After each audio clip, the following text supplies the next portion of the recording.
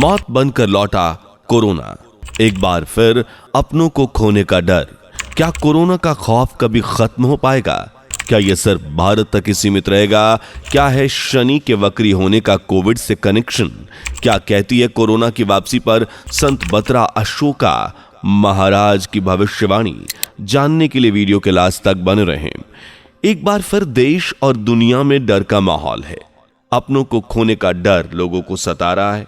मुश्किल से 2 साल पहले लोगों ने चैन की सांस ली थी। ये सोच लिया था कि जीवन अब पहले की तरह पटरी पर है और अब कोई बीमारी, कोई महामारी उन्हें घरों में कैद नहीं करेगी। लेकिन नहीं, ऐसा नहीं हुआ, बल्कि अब एक बार फिर लोगों के मन में मृत्यु का खौफ समा चुका है और इस खौफ की वजह है कोरोना। जी हां, कोरोना 31 दिसंबर 2019 की बात है, जब चीन के हुबेई प्रांत के वुहान हुनान सी फूड होलसेल मार्केट से जुड़े लोगों में एक के बाद एक निमोनिया की शिकायत देखने को मिल रही थी। जब मामला बढ़ने लगा तो स्वास्थ्य विभाग भी अलर्ट हो गया। बुखार, आंखों में जलन, हाथ पैर में दर्द और ऐसे ही कुछ मिलते जुलते लक्षणों के मरीजों की संख्या तेजी से बढ़ रही थी। इसलिए चीनी स्वास्थ्य अधिकारियों ने मामले को गंभीरता से लिया और सभी तरह की जांच करवाई। तब 7 जनवरी 2020 को पहली बार पता चला कि यह निमोनिया नहीं बल्कि एक नया ही वायरस है, कोविड-19, जिसके बाद से कोरोना इसे नाम दिया गया। यहां से तो चीन में कोरोना के केसेस बढ़ते ही चले गए। हॉस्पिटल्स में भीड़ लगनी शुरू हो गई और मौतों का सिलसिला शुरू हो गया। वहीं 19 जनवरी 2020 को एक 35 वर्षीय व्यक्ति के साथ ये वायरस अमेरिका में जा पहुंचा। अमेरिका के वाशिंगटन के स्नोहोमिश काउंटी में रहने वाले एक शख्स 4 दिन की खांसी बुखार के बाद हॉस्पिटल पहुंचा। उसकी जांच हुई तो पता चला कि कोविड पॉजिटिव है और ये वायरस कहीं से नहीं बल्कि चाइना से ही आया था, क्योंकि व्यक्ति ने कुछ दिन पहले ही चाइना में अपने परिवार से वो मिलने पहुंचा। बस यहां से China, America, Australia, Singapore, Brazil, रूस, South Africa, Mexico, Peru, Chile, Iran, Colombia, Spain, Pakistan और भारत समेत दुनिया भर में ये फैल गया। कुछ इक्का दुक्का हिस्से थे जो कोरोना की चपेट से बचे रहे।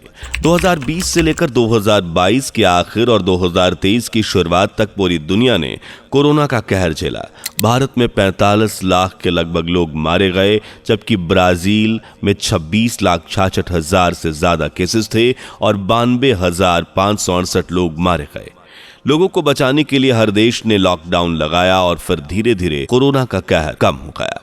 लोगों को लगा शायद अब यह कहर दोबारा नहीं बरसेगा, शायद अब उन्हें कोरोना नहीं सताएगा, पर अफसोस कि ऐसा हुआ नहीं। आज एक बार फिर कोरोना दस्तक दे चुका है। सिंगापुर, हांगकांग के बाद अब भारत में भी कोरोना तेजी के साथ पैर पसार रहा है।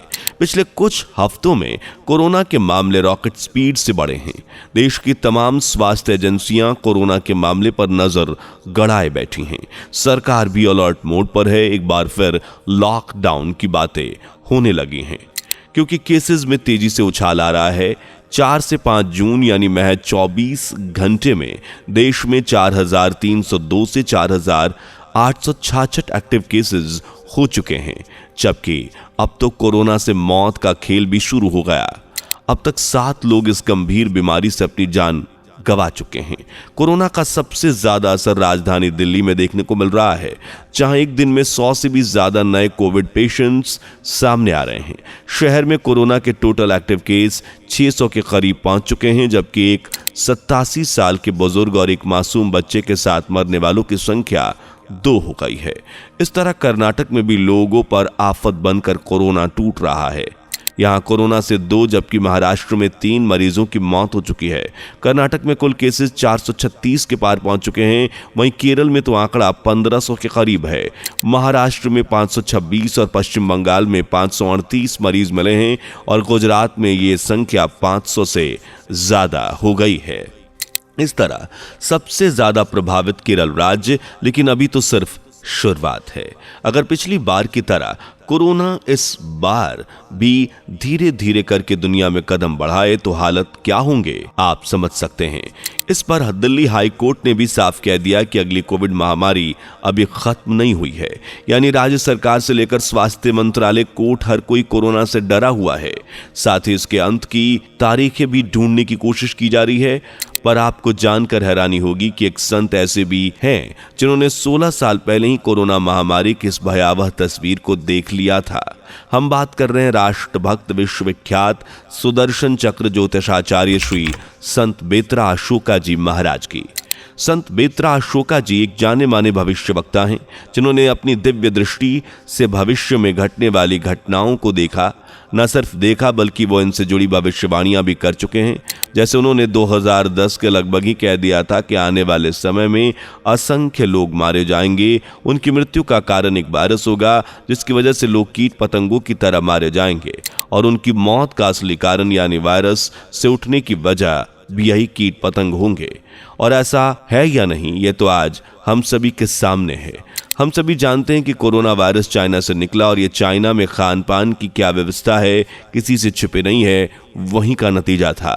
यहाँ लगभग सभी नॉन वेजिटेरियन हैं और इनका नॉन वेज भी पूरी दुनिया से अलग है। सुअर, कुत्ता, बंदर, कबूतर, चूहा, मछली, केकड़ा, यहाँ तक कि चमगादड़ भी खाया जाता है। इससे भी ज्यादा अजीब यह है कि ज्यादातर जानवर कीट पतंगों को चाइना वाले जिंदा ही खा जाते हैं। कहते हैं कि पृथ्वी पर ऐसा कोई जीव नहीं जिसने जन्म लिया हो और अगर चाइना वालों की नजर उस पर पड़ी तो उन्होंने वो ना खाया हो, यानी सब कुछ खाया जाता है। और इनका यही बिगड़ा हुआ खान पान कोरोना वायरस के जन्म की वजह बना। वो जो वुहान की सी फूड मार्केट चला था और यहाँ बिकने वाले जीवों से ही कोरोना का जन्म हुआ। संत बेत्रा जी की माने तो चाइना का ये खास खान पान प्रकृति के खिलाफ है, क्योंकि 84 लाख योनियों को पार करने के बाद एक मनुष्य का जन्म होता है और ये 84 लाख योनियां ईश्वर की ही कल्पना है। अगर हम इनमें से किसी के भी साथ छेड़छाड़ करते हैं तो उसका भुगतान तो करना ही पड़ेगा। तो बस कोरोना इसी भुगतान का एक रूप है, क्योंकि चाइना ने जीव हत्या के मामले में अति कर दी थी और आप तो जानते ही हैं कि अति किसी चीज की बुरी होती है और एक बार फिर इस अति का असर दुनिया में देखने को मिल रहा है। लेकिन सवाल यह है कि क्या कोरोना पहले की तरह प्रभावी होगा, क्या एक बार फिर लॉकडाउन लगेगा? ये जानने से पहले अगर आपने अभी तक हमारे चैनल को सब्सक्राइब नहीं किया तो फौरन कर दीजिए। इन सवालों पर संत बेत्रा जी का कहना है कि शनि 13 से 17 जुलाई के बीच वक्री होने जा रहे हैं और 29 नवंबर तक वो वक्री ही रहने वाले हैं। अब वक्री में शनि का मैलेटिक यानी कि जो नेगेटिव इफेक्ट है वो 4 गुना बढ़ जाता है और शनि जिन्हें न्याय का देवता कहा जाता है वो इस दरमियान हर व्यक्ति को उसके कर्मों के आधार पर फल देंगे। हर किसी को अपने कर्मों के अनुसार भुगतान मिलेगा और यह भुगतान नवंबर तक जारी रहेगा। फिर चाहे कोई राजनीतिज्ञ हो, इन्फॉर्मिस्ट हो या आम इंसान हो, जीवों की हत्या करने वाला हो या मानव को नुकसान पहुंचाने वाला, जिसने जैसा किया उसे उसी प्रकार का फल मिलेगा। अगर आप कोविड की पिछली वेव्स में मृत्यु के आंकड़ों को चेक करेंगे तो आप पाएंगे कि चाइना जहां से ये वायरस फैला था, जिसने पहले ही कोरोना को एंटीडोट तैयार कर कम किया था, लेकिन फिर भी वहां मरने वालों की संख्या लाखों करोड़ों में रही। दुनिया को एंटीडोट बेचना तो दूर, अपने इस एंटीडोट से, दवाइयों से, वैक्सीन से चाइना अपने ही लोगों को नहीं बचा पाया। लेकिन वहीं भारत ने कोविशील्ड, कोवैक्सीन के रूप में ऐसी दमदार असरदार दवाइयां तैयार की जिनकी कायल पूरी दुनिया हो गई। भारत ने कई देशों को मुफ्त में सस्ती दरों पर कोविड शील्ड पहुंचाई। आर्थिक रूप से कमजोर और महामारी की मार झेल रहे कमजोर देशों को करीबन 300 मिलियन वैक्सीन भारत ने वैक्सीन मैत्री पहल के जरिए पहुंचाई, वो भी फ्री में। हालांकि इसके बाद भी कुछ देशों ने भारत की पीठ पर वार किया, पर भारत खामोश रहा। संत अशोका जी की माने तो इस बार भी कोरोना का कहर लंबे समय तक देखने को मिलेगा। इस बार भी भारत पहले की तरह ही काट निकालेगा और अपने नागरिकों को बचाएगा। पिछली वेव्स में अपने जो नोटिस किया होगा कि सबसे ज्यादा मृत्यु का आंकड़ा सुपर पावर कहे जाने वाले अमेरिका में देखा गया, जहां कोरोना की वजह से 32 लाख से ज्यादा लोग मारे गए थे, जबकि कुल केसेस की संख्या 15 करोड़ से भी ज्यादा पहुंच चुकी थी। हालांकि 9 करोड़ रिकवरी रेट भी रहा, पर मृत्यु का यह आंकड़ा बहुत ज्यादा था। जबकि अमेरिका से ज्यादा आबादी भारत की है, 145 करोड़, जिसके साथ भारत सबसे ज्यादा आबादी वाला देश है। और देखा जाए तो स्वास्थ्य सुविधाएं भी अमेरिका के मुकाबले कुछ फीकी हैं, लेकिन बावजूद इसके 5 से 6 लाख लगभग लोग कोरोना की चपेट में आकर मरे।